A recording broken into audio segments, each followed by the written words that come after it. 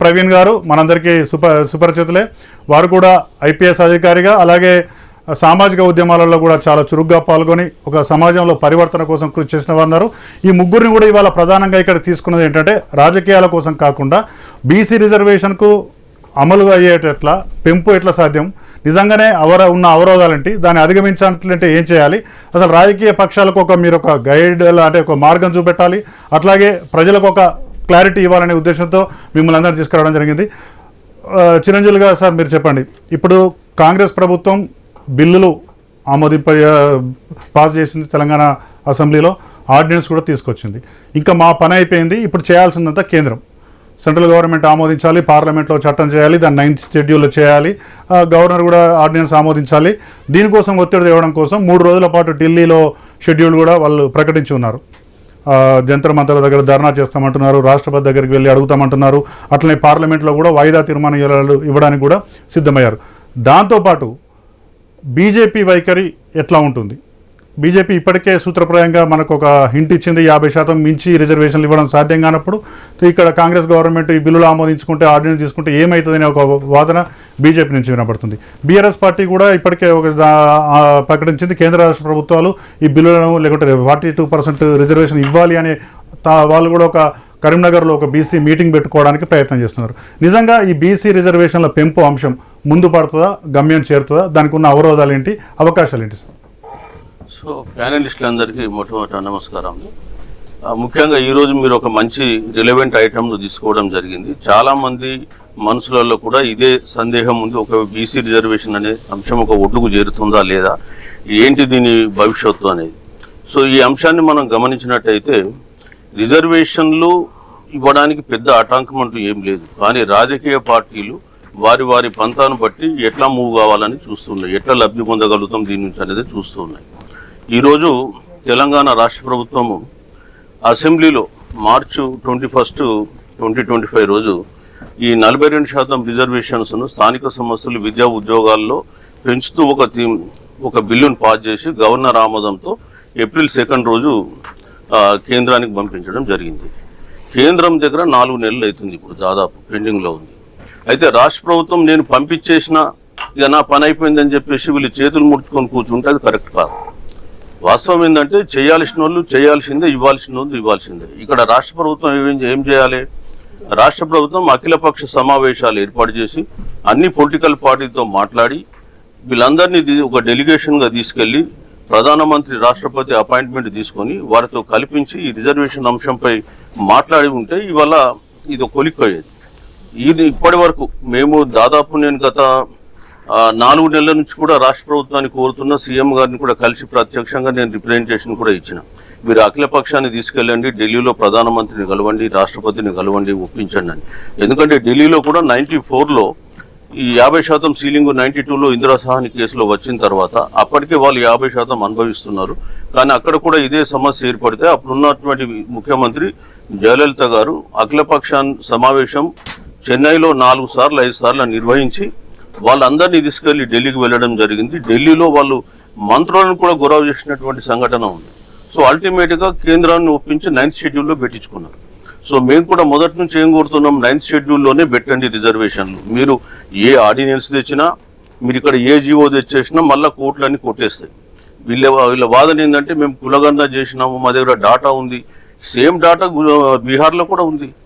ఏం జరిగింది బీహార్లో కులగణన చేసిన తర్వాత 65% రిజర్వేషన్ పెంచితే 60%కు తీసుకెళ్తే ఇమీడియట్గా పాట్నా హైకోర్టు మన 2024 జూలైలో అనుకుంటా ఇది 50% సీలింగ్ దాటిందని కొట్టేసింది. కాబట్టి సేమ్ మళ్ళీ అదే ఫేట్ కూడా ఇక్కడ కూడా మనకు లభిస్తుంది. కాబట్టి మీరు 9th షెడ్యూల్లో పెట్టండి. 9th షెడ్యూల్లో పెట్టినట్టయితే మనకు జ్యుడిషియల్ రివ్యూ నుంచి ప్రొటెక్షన్ వస్తుంది. సో ముఖ్యంగా కొంతమంది ఇంకో వాదన లేవదీసింది, ఏంది 9th షెడ్యూల్లో పెట్టగానే మనకు ప్రొటెక్షన్ రాదు. 2007లో కోహ్లీ కేసులో సుప్రీంకోర్టు ఒక జడ్జిమెంట్ ఇచ్చింది, ఏంటంటే 9th షెడ్యూల్లో పెట్టినా మేము రివ్యూ చేస్తామన్నారు. కానీ సుప్రీంకోర్టు ఏం జడ్జిమెంట్ ఇచ్చింది కోహ్లీ కేసులో, 1973 తర్వాత కేశవానంద భారతి కేసు తర్వాత ఏ బిల్లును మీరు ఏ చట్టాన్ని కూడా మీరు 9th షెడ్యూల్లో పెట్టినా అది రాజ్యాంగ మౌలిక సూత్రాలకు వ్యతిరేకంగా ఉంటే మేము రివ్యూ చేస్తామన్నారు. అది అయితే ఇక్కడ ఏం జరిగిందంటే 2022లో ఈ ఈడబ్ల్యూఎస్ రిజర్వేషన్ కేసు ఉన్నటువంటి బెంచ్ ధర్మాసనం వాళ్ళు ఏం చెప్పిందంటే జనహిత వర్సెస్ యూనియన్ ఆఫ్ ఇండియా కేసులో రిజర్వేషన్లు రాజ్యాంగ మౌలిక సూత్రాలకు వ్యతిరేకం కావు, అవి రాజ్యాంగంలో అంతర్భాగం అని చెప్పింది. కాబట్టి ఇంకా రిజర్వేషన్లను వాళ్ళు రివ్యూ చేసే ఆస్కారం లేదని మేము మొదటి నుంచి చెప్తున్నాం. ఏప్రిల్ 5th 2025 రోజు కూడా నేను ఒక బషీర్బాగ్ ప్రెస్ క్లబ్లో విల్సన్ అని రాజ్యసభ సభ్యులు ఉన్నారు డిఎంకే, వారిని తీసుకొచ్చి ఇక్కడ ఒక క్లాస్ కూడా కండక్ట్ చేయడం జరిగింది. జస్టిస్ ఈశ్వరయ్య గారు కూడా అందులో పాల్గొన్నారు. సో ఈరోజు ఇవ్వాల్సినటువంటి బాధ్యత నేనేం చెప్పినా చేయాల్సింది కాంగ్రెస్ పార్టీ ఇక్కడ అఖిల పక్షాన్ని తీసుకెళ్ళాలి, ఇప్పటివరకు తీసుకెళ్ళాలి, ఇప్పుడు తీసుకెళ్తామని చెప్పేసి నిన్న స్టేట్మెంట్ ఇచ్చినారు. అది కూడా అఖిల పక్షం కాదు, వాళ్ళ పార్టీ వాళ్ళు పోతారు, బీసీ సంఘాలని తీసుకుపోతామంటున్నారు. మా స్టాండ్ మొదటి నుంచి ఏంటంటే అఖిల పక్షాన్ని తీసుకెళ్లాలని మేము కోరుతున్నాం. ఒకటి. రెండవది ఏంటంటే ఇక్కడ బీజేపీ ప్రభుత్వం, ఈ బీజేపీ ప్రభుత్వం ఎట్లుందంటే ఆల్వేస్ బీసీల నోటి దగ్గరకు వచ్చిన కూను లాక్కునే ప్రయత్నం చేస్తుంటారు. వాళ్ళు 1990లో మండల్ కమిషన్ రికమెండేషన్స్ ఇంప్లిమెంట్ చేస్తామని వీపీ సింగ్ గారు కేవలం ఉద్యోగాల విద్యలో కూడా కాదు వాళ్ళు అమలు పరుస్తామని చెప్పి August 7th 1990 రోజు ఆయన జీవో ఇస్తే ఇమీడియట్గా గవర్నమెంట్కు మద్దతు విరమించి కమాండల్ ఉద్యమాన్ని తీసినారు. ఇప్పుడున్న ప్రధానమంత్రి ఆ రోజు గుజరాత్లో కమాండల్ ఉద్యమానికి నాయకత్వం కూడా వహించాడు. రిజర్వేషన్లు ఇచ్చేస్తే దేశమంతా అల్లకల్లోలం అయిపోతుంది, ఆ క్వాలిటీ ఆఫ్ గవర్నమెంట్ సర్వీసెస్ పడిపోతాయి, ఈ దేశ ప్రగతి కుంటుపడుతుందని రకరకాల కారణాలు ఆ రోజు పార్లమెంట్లో చెప్పినారు. మరి తమిళనాడులో ఇప్పటికీ 50% బీసీలకు అమలవుతుంది. ఏమన్నా క్వాలిటీ పడిపోయిందా? ఇవాళ తమిళనాడులో దేశంలోనే అత్యధికంగా పర్ క్యాపిటల్ ఇన్కమ్ ఉన్నటువంటి రాష్ట్రం. సో దానికి దీనికి సంబంధం లేదు. వాస్తవానికి రిజర్వేషన్లకు వస్తే అగ్రకులాల వాళ్ళు 3000 సంవత్సరాల నుంచి వాళ్ళు అనుభవిస్తున్నారు వర్ణ వ్యవస్థలు. కాబట్టి ఇంకా కొత్తగా మాట్లాడాల్సిన అవసరం లేదు. ఒకటి. ఇప్పుడు మేము బీజేపీకి ఏమంటున్నామంటే మీరు ఈడబ్ల్యూఎస్ రిజర్వేషన్ తెచ్చినప్పుడు 2019లో కేవలం వారం రోజులలో దేశవ్యాప్తంగా అమలు చేసినారు.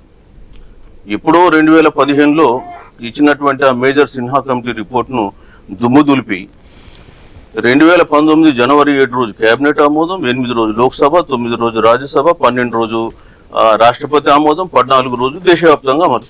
అంటే చేయదలుచుకుంటే చేయొచ్చు. ఇవాళ 50% రిజర్వేషన్ సీలింగ్ అందులో దాటలేరా వాళ్ళు?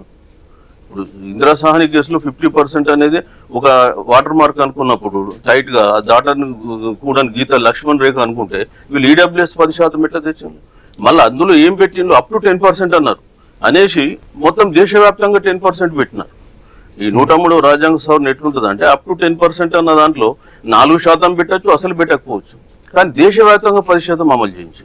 ఇక్కడ కూడా మన రాష్ట్ర ప్రభుత్వం కూడా పొలమని ఇది 10% ఇచ్చినారు. ఇక్కడ 4% లేని ఓసీలకు 10% ఈడబ్ల్యూఎస్ రిజర్వేషన్ ఇస్తే ఇవాళ అన్ని ఎంట్రన్స్ ఫలితాల్లో కానీ లేదా రిక్రూట్మెంట్లో కానీ ఈ ఓసీల కట్ ఆఫ్ మార్కు ఎస్టీల కట్ ఆఫ్ మార్క్ అంటే కూడా తక్కువ వస్తుంది.